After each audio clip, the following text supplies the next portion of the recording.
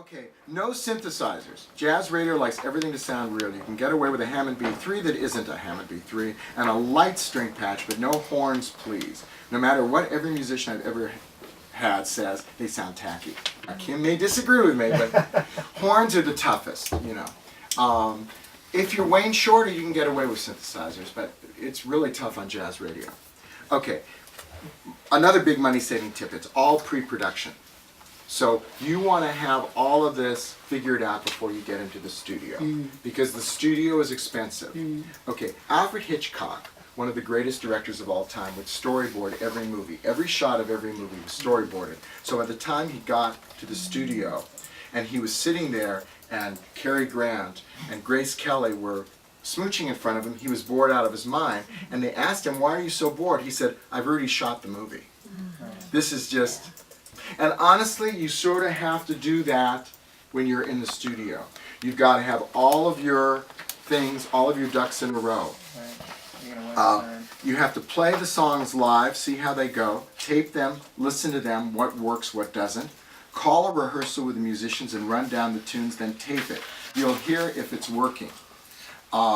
Make the adjustments that need to be made, see what's missing. This is all before you get into the studio. Tape your rehearsal. You're going to do your 9 songs, your 10 songs. And what you look for, and this is time after time, let's see you do 9 songs. 3 of them have to have that wow factor, which means that after the song, a musician comes up to you and goes, "Anna, that's great. Wow, I've never heard you sing so well." Or afterwards, everybody, you know, the musicians aren't on their cell phones. You know, the musicians aren't calling their mother. They're actually paying attention. You know, you can sense it in the room like this. Or one of the musicians will say, "Well, that's really a great arrangement." If you do 9 songs and you get none of that, then you have to rethink things. The wow factor. Any questions up to this point? I want to emphasize what you just said. Oh, good. One of the things that what we get away with sometimes not being totally on top of things is because we look like we're having fun.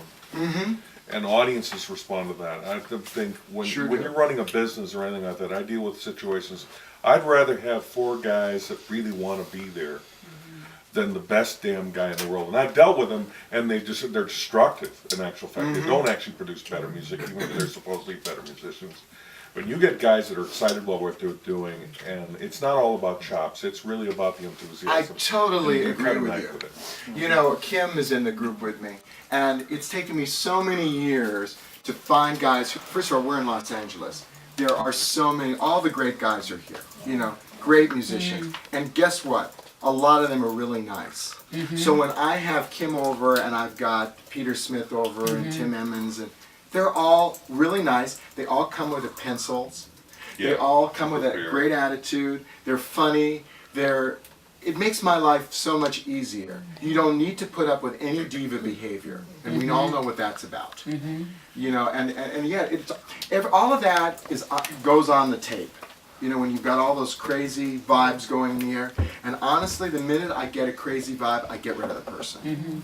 I don't even think I don't think about it. And you know, unless they're Herbie Hancock, who, by the way, is a nice guy, I'll get rid of him. You know, it's not worth it. I had this fantastic drummer, and he was fantastic, and he wasn't a mean guy, but he didn't like to rehearse. And I'd say, "I need 3 hours of rehearsal. It's from 12 to 3. Can you do it?" And he'd say yes. He'd get there, and after 2 hours, he'd start putting away his drum set. And I'd go, "Hey," I said, 3 hours. I mean, he could have said no. So I don't put up with that anymore. So I totally agree.